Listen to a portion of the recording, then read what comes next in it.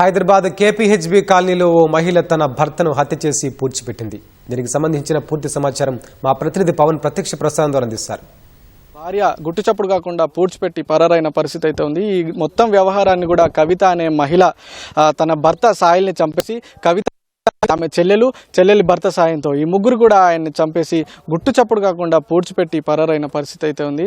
అయితే ఈ మొత్తం వ్యవహారం కూడా ఒక ఆటో డ్రైవర్ దీనంతా కూడా బయటపెట్టిన పరిస్థితి అయితే ఉంది. అంటే కేపీహెచ్బీలోని మిత్రా హిల్స్లోని ఒక అపార్ట్మెంట్లో కవిత అనే మహిళ వాచ్మెన్గా పనిచేస్తుంది. కొన్నేళ్లుగా కూడా భార్యాభర్తలు ఇద్దరు కూడా దూరంగా ఉంటున్నారు, వేరువేరుగా ఉంటున్నారు. ఈ నేపథ్యంలోనే గత కొన్ని రోజుల క్రితం పాపన్నపేట మండలం లింగాయపల్లి విలేజ్కి వెళ్ళినటువంటి కవిత తన భర్తకు సర్ది చెప్పి దూరంగా ఉంటున్నారు కాబట్టి ఆమెకు సర్ది చెప్పి అతన్ని హైదరాబాద్కి తీసుకొని వచ్చింది. హైదరాబాద్కి తీసుకొచ్చి ఈ దారుణానికి ఒడిగట్టిందంటూ కూడా గ్రామస్తులు ఆరోపిస్తున్న పరిస్థితి అయితే ఉంది. ప్రస్తుతం మనం మృతదేహాన్ని పూడ్చిపెట్టిన ప్రాంతం వద్ద ఉన్నాము.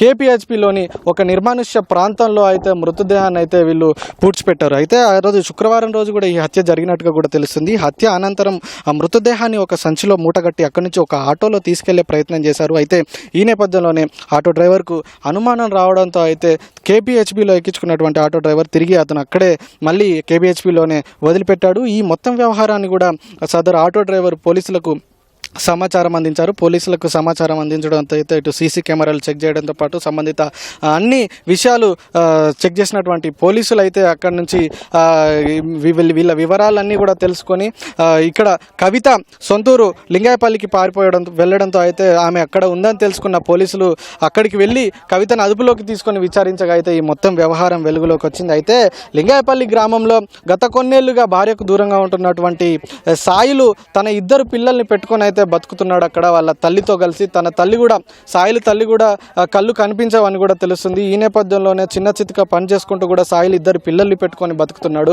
హైదరాబాద్లో వాచ్మెన్గా పనిచేస్తున్నటువంటి భార్య కవిత అయితే కొన్ని రోజుల క్రితమే ఒక కార్యానికి ఊర్లోకి వెళ్ళి భర్తకు సర్ది చెప్పి హైదరాబాద్లో బతుకుదామని చెప్పి కూడా తీసుకొచ్చినట్టుగా కూడా మనకు తెలుస్తుంది. ఈ నేపథ్యంలోనే కవిత తన చెల్లెలి భర్తతో కలిసి ఈ దారుణానికి ఒడిగట్టినట్టుగా కూడా మనకు సమాచారం అందుతుంది. అయితే ప్రస్తుతం ఈ మృతదేహాన్ని అయితే పోలీసులు ఇంకా వెలికి తీయలేదు.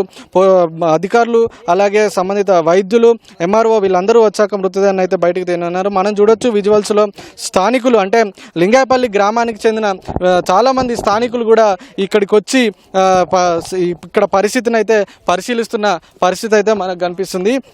అయితే ఈ మొత్తం వ్యవహారంలో కూడా అసలు భార్య ఎందుకు కవిత ఇంతటి దారుణానికి ఒడిగట్టింది ఏంటి అనే పూర్తి వివరాలు అయితే విచారణలో వెల్లడి కావాల్సి ఉంది. అయితే ఓవైపు ఇటు కవితకైతే వివాహేతర సంబంధం ఉన్నట్టుగా కూడా పోలీసులు ఇటు స్థానికులు అనుమానిస్తున్నారు, స్థానికులు కూడా ఆరోపిస్తున్న పరిస్థితి అయితే ఉంది. ఈ నేపథ్యంలోనే అతన్ని అడ్డు తొలగించుకునేందుకైతే ఇంతటి దారుణానికి ఒడిగట్టినట్టుగా కూడా పోలీసులు మనకు స్థానికులు అయితే వెల్లడిస్తున్న పరిస్థితి అయితే ఉంది. అయితే ప్రస్తుతం మనతో పాటు లింగాయపల్లి గ్రామానికి చెందిన సర్పంచ్ ఉన్నారు. ఆయన అడిగి మరిన్ని వివరాలు తెలుసుకుందాం. సార్, అసలు ఏంటి సార్ వీళ్ళిద్దరి మధ్య ఎందుకు దూరంగా ఉంటున్నారు? ఈ విషయం మీకు ఎలా తెలిసింది?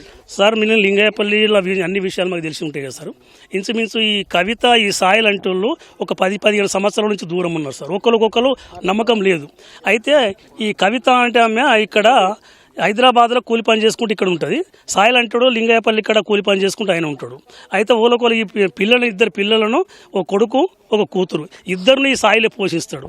ఏనాడు కూడా కవిత దగ్గరికి పిల్లలు రారు. అయితే ఏమైంది, మొన్న ఇది కవిత ఈ సాయిల్ వాళ్ళకి సంబంధించిన బంధువులలో చనిపోయినట. ఆ చనిపోయిన దాంట్లో వీళ్ళిద్దరు కలిసి అక్కడికి చేరుకోగానే తర్వాత ఎన్ని రోజులకి కూలి పని చేసుకుంటుంటావు నువ్వు, హైదరాబాద్ పోతే మనం బాగా పైసలు సంపాదించుకోవచ్చు, మనం వెళ్ళిపోదామని చెప్పేసి ఆయనకు నచ్చ చెప్పినట్ట. అయితే ఈ నచ్చ చెప్తే ఈయన పోయినాక కూడా చాలామంది అంటారు, అయితే కవిత నచ్చ చెప్తే సాయిల్ పోవడం ఏంది, ఇంతవరకు అయింది సాయిల్ అయితే నమ్మడమేనని చెప్పేసి చాలామంది అనుమానం వ్యక్తం చేశారు. అయితే వచ్చేసినాక తర్వాత నిన్న పొద్దున ఆ సాయిల్ వాళ్ళ తల్లి వాళ్ళ బిడ్డ నా దగ్గరికి వచ్చారు. ఇట్లా మా నాయనకు అన్నబడతలేడట, ఇట్లా ఫోన్ కలుస్తలేదని చెప్పి నా దగ్గరికి వస్తే ఈ కవితకు ఫోన్ చేసిన నేను, కవిత నీ దగ్గరికి వెళ్ళి పోయిండట కదా, మరి ఎన్ని గంటలకు పోయిండు, ఎప్పుడు పోయిండు, ఏమైండు, ఎటు పోయిండు అని చెప్పేసి కవిత నిలదీస్తే శుక్రవారం సాయంత్రం 6 గంటలకు రిష్కలారి కాల్ చేస్తా అని చెప్పేసి నా దగ్గరికి వెళ్ళిపోయిండు, 50,000 తీసుకొని పోయిండు అని చెప్పి కవిత అన్నది. ఉష్కలారికి కాల్ చేస్తే పోయేటోడు 50,000 ఎట్లా తీసుకొని పోతాడు అమ్మ, ఇది కరెక్ట్ కాదు, ఇది వాస్తవం ఉన్నది చెప్పు అని చెప్పిన. అంటే లేదు నాయన, ఉష్కలారికి కాల్ చేసి ఇంటికి పోయి లింగాయపల్లికి పోయి నేను అప్పు కట్టేస్తా అని చెప్పేసి 50,000 తీసుకొని వచ్చిండు అని చెప్పేసి ఆమె చెప్పింది. చెప్పగానే నువ్వు లింగాయపల్లికి వస్తున్నావు, నువ్వు ఆడున్నావా, నీ చేస్తాను మాకు గట్టిగా తెలవాలని నీ మీద అనుమానం వస్తుందని చెప్పగానే నేను సాయంత్రం ఆయనతో 6 గంటలకు మా దగ్గరికి వచ్చింది కవిత. రాగానే కవితను అడిగిన ఏమైందమ్మా అంటే సేమ్ ఇదే మ్యాటర్ చెప్తోంది. ఇక మా ఊరు చాలా సీరియస్ ఉన్నారు. లే ఇన్ని రోజుల దాకా లేదు, నువ్వేమో చేసినావని చెప్పేసి ఆమె మీద బాగా సీరియస్ అవుతున్నారు. సీరియస్ అయితే నేను చెప్పిన మనము ఆమె మీద మనం అప్పుడే తీసుకుంటే బాగుండదు, ఓ చట్టం అనేది ఉండదు, అట్లయితే బాగుండదు అని చెప్పేసి వీళ్ళందరినీ కాంప్రమైజ్ చేసినాక తర్వాత చూడు కవిత, ఇప్పుడైతే మనం పోలీస్ స్టేషన్లో కంప్లీట్ చేయాలి, ఇప్పుడు మనకు చీకటి అయింది అని చెప్పి మా లోకల్ ఎస్ఐతో నేను సజెషన్ తీసుకుంటే లోకల్ అక్కడనే పోలీస్ స్టేషన్లో కంప్లీట్ చేయాలని చెప్పిండు. ఒకవేళ నువ్వు రాత్రి వెళ్ళిపోతామని చాలామంది అంటున్నారు ఇంటికి, ఎందుకంటే నువ్వు చదువుకొని పోతుంది వచ్చిందని చెప్పి చాలామంది అనుమానం వ్యక్తం చేస్తున్నారు. నువ్వు రాత్రి వెళ్ళిపోయినావు అనుకో, నీ మీదే కంప్లీట్ చేస్తావు, నువ్వే చంపేసినట్టు లెక్క. ఒకవేళ నువ్వు పొద్దుగాల దాకా ఉన్నావు అనుకో, నిన్ను తీసుకుపోయి పోలీస్ స్టేషన్, లోకల్ పోలీస్ స్టేషన్లో ఎక్కడైతే తప్పిండో అక్కడ పోలీస్ స్టేషన్లో కంప్లీట్ ఇప్పిస్తా, పొద్దుగాల దాకా ఉండ అని చెప్పేసి నచ్చ చెప్పిన. సరే నీ మాట ప్రకారం ఉంటా అని చెప్పేసి రాత్రి ఉండదు.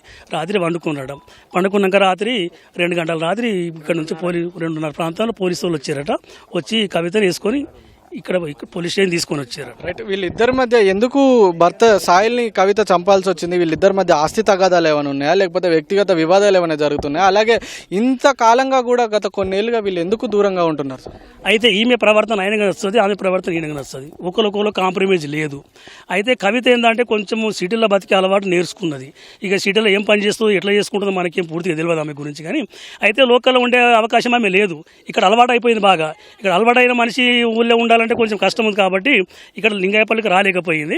అయితే మా అనుమానం ఏంటంటే, మా గ్రామ ప్రజలంతా అనుమానం ఏంటంటే, ఎప్పుడు వచ్చినా అక్కడ గొడవలు జరుగుతున్నాయి. లింగాయపల్లికి రావాలంటే రామగణ తర్వాత ఇద్దరి మధ్యలో గొడవలు అవుతున్నాయి.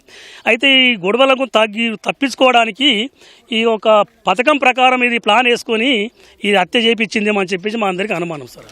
సో ఇది మొత్తంగా భర్తను అడ్డు తొలగించుకోవాలనే ఉద్దేశంతో కవిత ఇంతటి దారుణానికి ఒడిగట్టిందని చెప్పి కూడా గ్రామస్తులు ఆరోపిస్తున్న పరిస్థితి అయితే ఉంది. మరి కాసేపట్లోనే ఇటు వైద్యులతో పాటు ఎంఆర్ఓ వీళ్ళంతా అధికారులు అందరి వచ్చిన తర్వాత వీళ్ళందరి సమక్షంలో అయితే ఇక్కడ నుంచి డెడ్ బాడీని అయితే పోలీసులు వెలికి తీయనున్నారు. ప్రస్తుతం ఈ 3 నిందితులు కూడా ఇటు కవిత చెల్లెలి భర్త, ఈ 3 నిందితులు కూడా ప్రస్తుతం పోలీసుల అదుపులో ఉన్నారు.